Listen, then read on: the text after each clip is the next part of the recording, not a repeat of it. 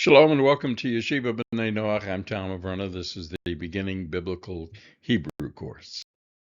We continue chapter 21 with the first exercise or first series of exercises in the hollow verbs. We'll be doing exercises 1, 3, and 5 in this video. In our first exercise, we get lots of practice for verbs and verb forms. So we'll read the Hebrew first and then translate and do that all the way through. Number 1, samti, kamti, sarti, shavti, ashuv, ashuv, asim, avo, and amut. So all perfect tense here. I put, I arose or I got up, I turned aside, I returned. Now going to the imperfect tense, I will return, I will put, I will come, and I will die. Number 2, kamta, shavta, samta, bata, tavo, tamut, tasur, and kum. All right. So beginning here, then we have the, of course, the perfect tense with the you masculine singular ending. So you got up, you returned, you put,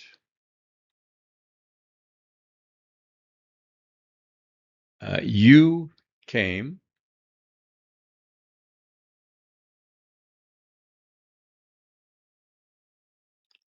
and then we move to the imperfect.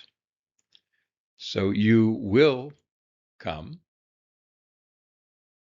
you will die, you will turn aside, and then we have the command form. Again, easy to recognize in your book at any rate because of the exclamation point at the end of whatever sentence that verb is in. But this, of course, would be kum, arise, or get up. Okay. Number 3, samt, shavt, bat, kamt, shuvi, tasimi, tasimi, tashuvi, and tavui. All right, let's try that one again. Tavoi. So again, starting out in the perfect tense with the female, you female singular. So you put,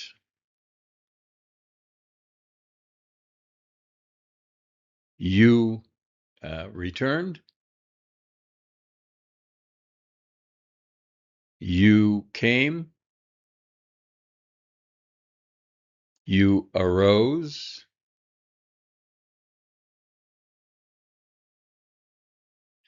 and now again we have the command form with the u and the feminine ending, feminine singular ending, but the word being, of course, return. Back to the imperfect. You will put, you will return, and you will come. Again, the to-e form, masculine, feminine, singular, for the imperfect tense. Number 4.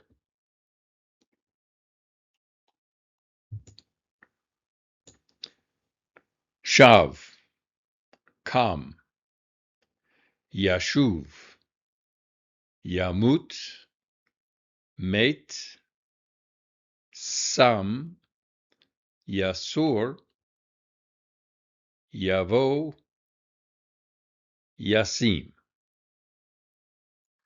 All the third person singular, he, masculine, he.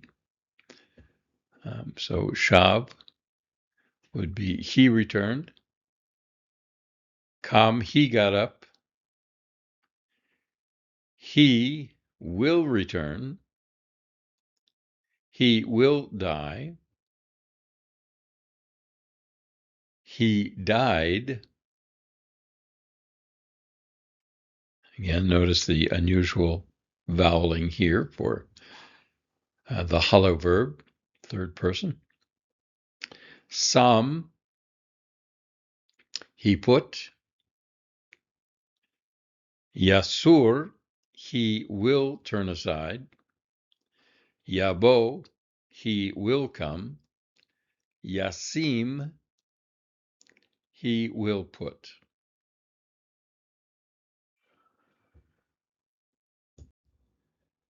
Number 5. Tasim, ba'a, shava, meta, tamut, takum, tashuv, sama. So beginning with the imperfect tense now.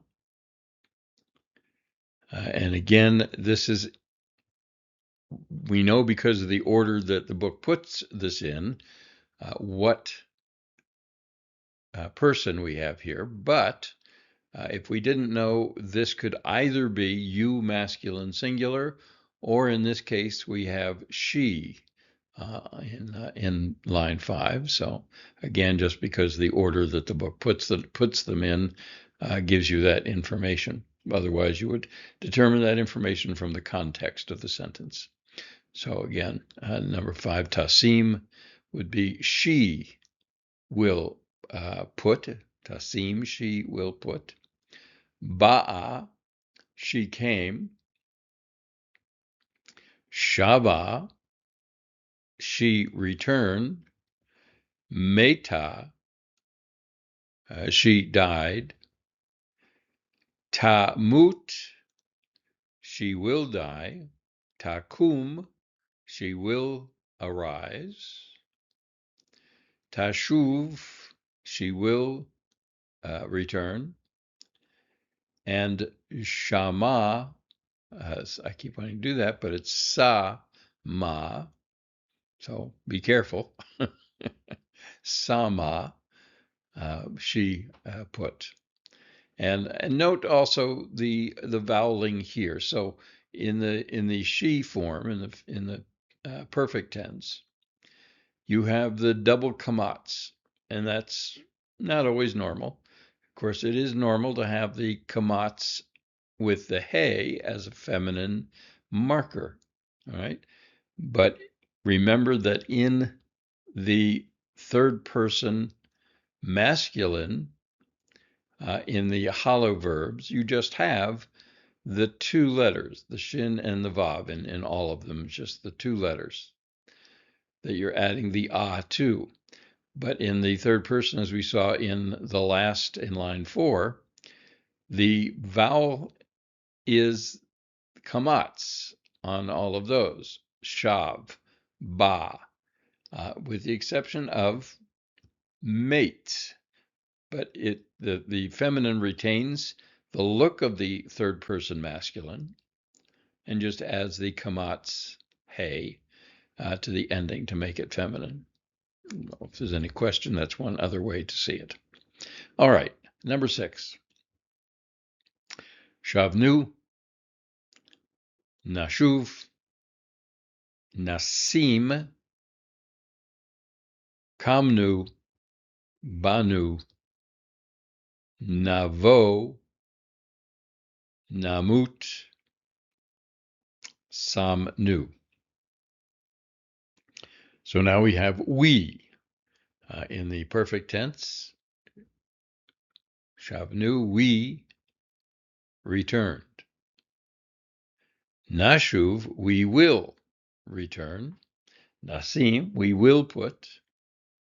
Kamnu, we arose.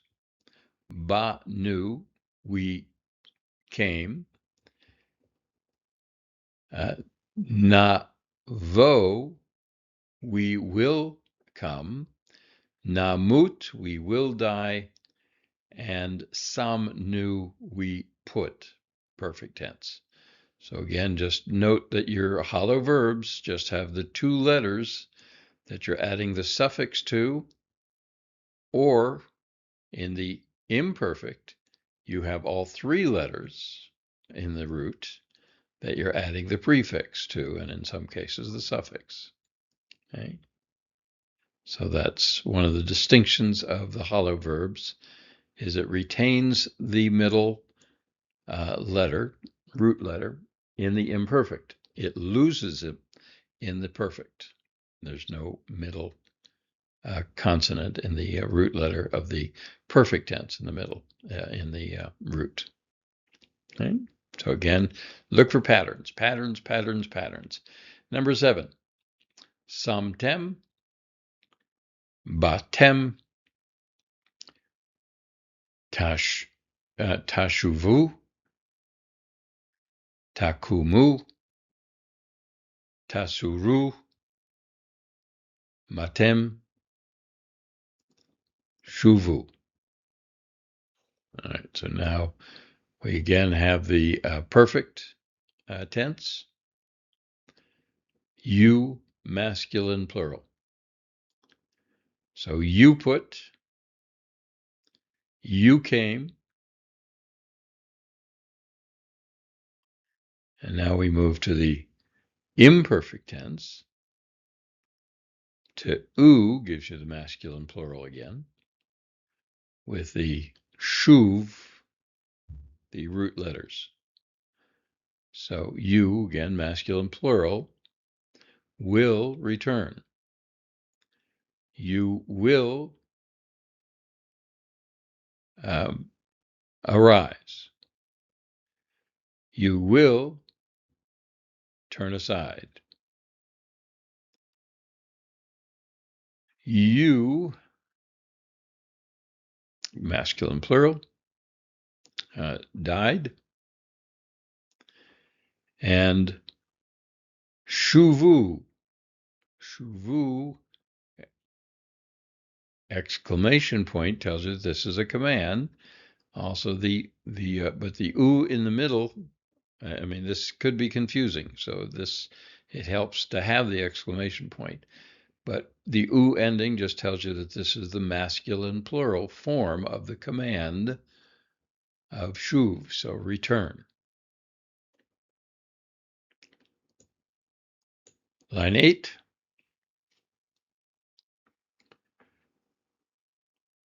Yavo'u, yamutu, yakumu, yasuru, samu, ba'u, shavu, kamu. So now we have in the imperfect form, the yud and the u gives you the pronoun they. So they will come. They will die. They will arise. They will turn aside. So here you have you still have the u sound, but now instead of having it in the form with the vav consonant, you simply have the vowel u here, but it's still the same thing. Yasuru. So again, ya-u would be they, and sur turned aside, or will turn aside. Samu, now you have the imperfect tense. I'm sorry, you have the perfect tense with the u ending for they. So they put, they came, they returned, they arose, or they got up. Okay? So just watch for your patterns. Exercise 3, page 232. We are reading and translating these sentences. Number 1, and each group, there are 2 sentences in each group. We'll do both and then translate.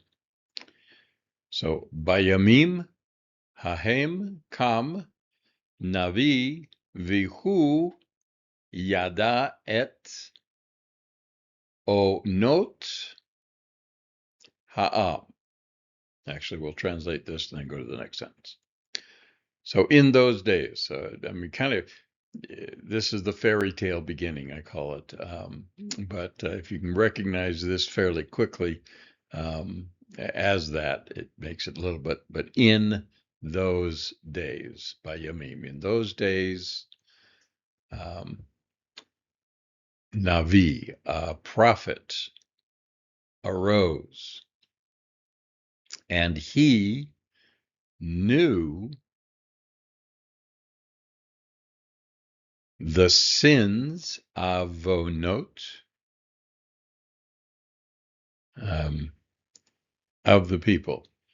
So I'm wondering now if I did this, when I gave the reading, I hope I did avonot. This is the unusual. If I did aonot, please forgive me. It's avonot. Avonot. This is a vav and an o. For sins, avon, avonot. Okay. So again, avonot, but the sins of the people. All right. Next part of number 1. Ha navi kam ve omed lifnei ha'am. So the prophet,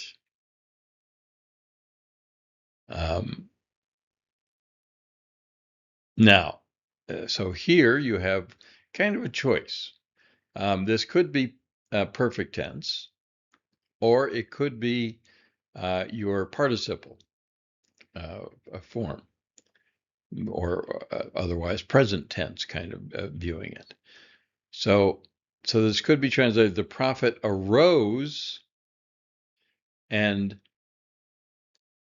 but this is your clue here. I mean, what I was going to say, it could be the prophet arose and stands. If this were stood, then this would be past tense. But since this is present, this also has to be present tense.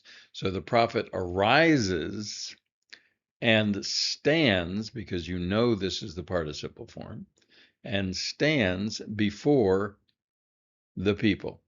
All right. So again, in context is the only way you can know the difference between this as perfect or past tense or participle and present tense, essentially. Okay. But you have this form here gives you that clue that you need. Because it wouldn't be the prophet arose and stands. It would be the prophet arose and stood if this were supposed to be the perfect tense. All right, number 2. David achal peri ra ve'az met. So David ate bad fruit and then he died. All right. Second part of that sentence is Hine hu met lefanenu im cherev bilibo. Bilibo. So behold, he, again, could be past tense, perfect or participial. But this is your clue here. So behold, he is dying in front of us with a sword in his hand. Okay. All right. And I suppose so. Actually, again, you could. I think you could translate that past tense as well. You could say, I think. Let me just try it here. So, behold, he died in front of us with a sword in his. I said hand here, with a sword in his heart. Livo, with a sword in his heart. So it could be either one. But again, most likely it's I mean, it depends on the context. There's really no way to tell from the sentence whether this should be translated as past or future or present, I mean. Okay.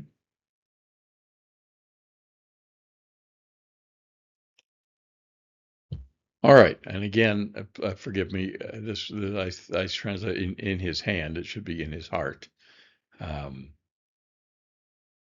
So, which makes more sense as to how it was a mortal wound. All right. Number 3. Chel paro yavo la kachat et machanot Moav. So the army of Pharaoh will come to take the camps of Moab. So here again is another, and I will spend a little more time here because we're going to see the contrast. So tzaba is another word for army. Chayil is probably more often translated as strength than army. So it would probably also make sense to translate this as the strength of Pharaoh. The strength of Pharaoh would be his armies. But you could say, I suppose, the strength of Pharaoh will come to take the camps of Moab. But here then, in the second sentence, Tzava Mitzrayim ba acharei paro ach lo matza oto. So here we have the army of Egypt came after Pharaoh, but it did not find him. Okay, so again, matzah being third person masculine, so it could be didn't, but he, referring back to the army, it would be it, and it did not find him. Okay. All right, let's move on. Number 4. Anashim Reshayim Sarim Min Ha Mitzvot. So wicked people or wicked men turn aside from the commandments. Anashim tovim saru me avonot harshaim. So good people or good men turned aside from wicked or evil sins. Number 5. Ha-mate shav me ha-midbar kilo haya lachem yayin o pari. So the tribe returned from the desert because it had no, or it did not have,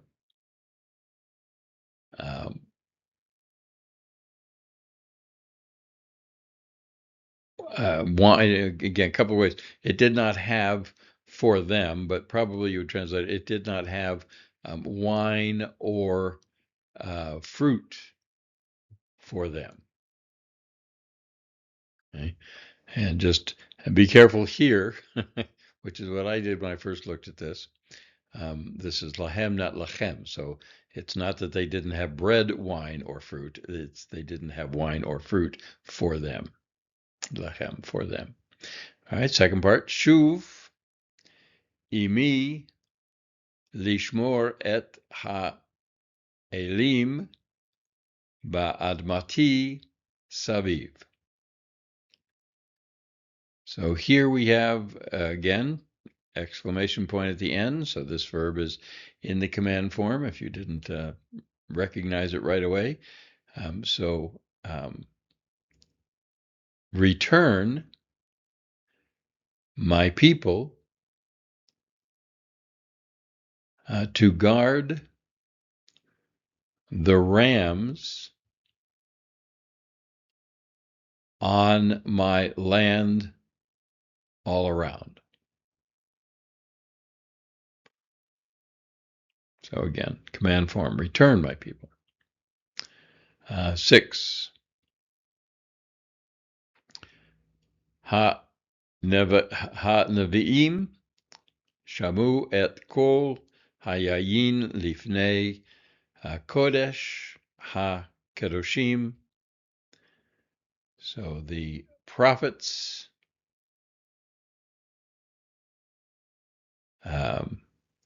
put all of the wine in front of or before the Holy of Holies.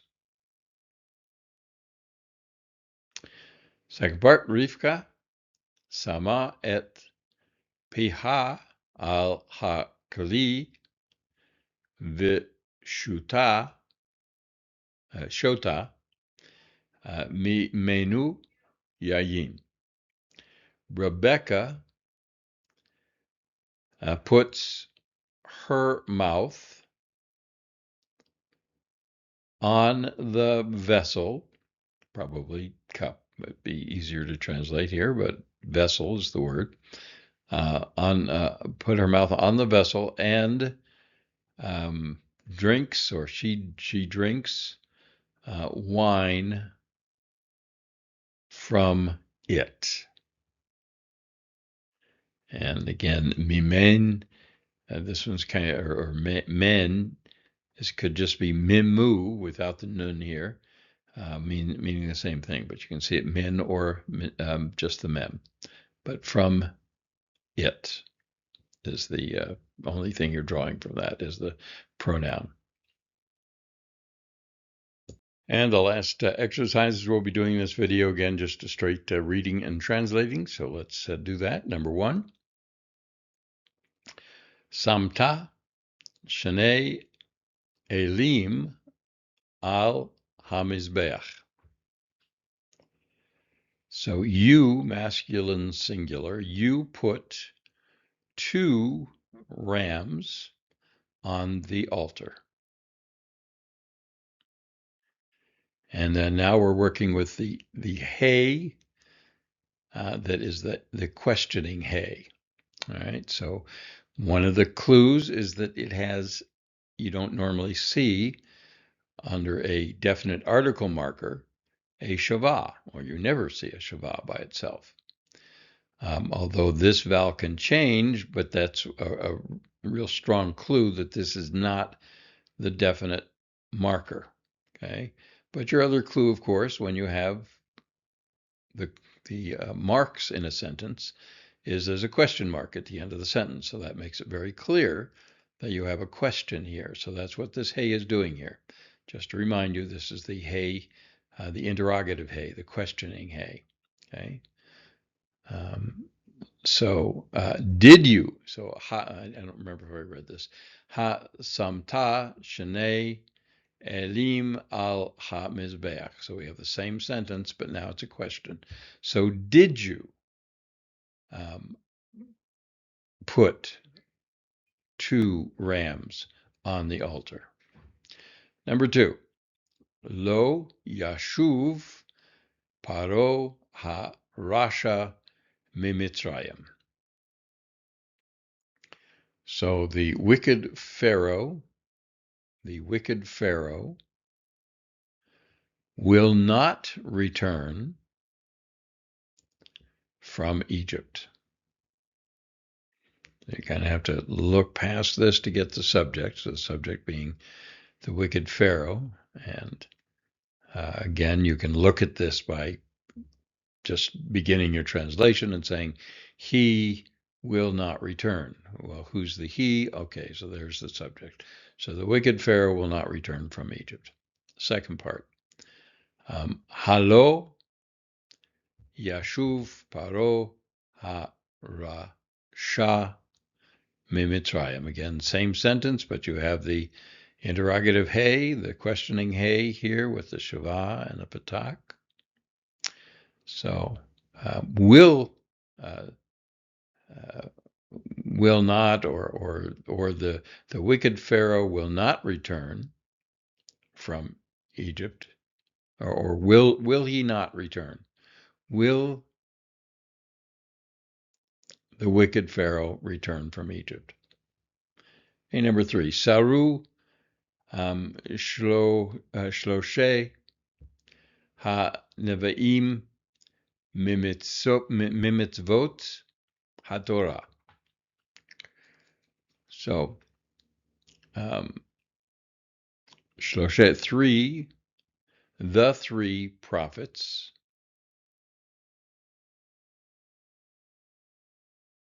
turned aside from the commandments of the Torah. And then the second one, a question of that.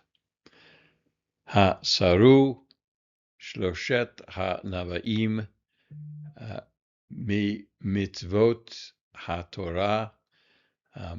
Did the 3 prophets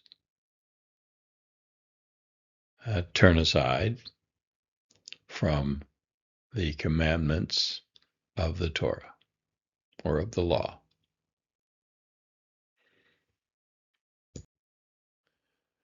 Number 4,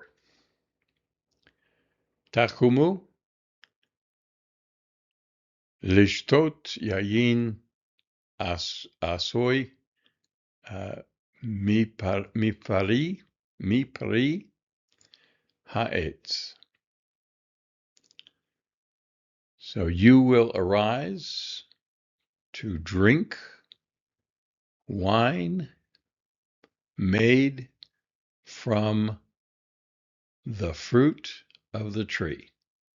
So, of course, if you know the blessing, you know it's not the fruit of the tree, but the fruit of the vine. But we haven't learned the word hagafen or gafen, which is vine, yet. So that's why it's not like the prayer that you would say over wine or over grape juice.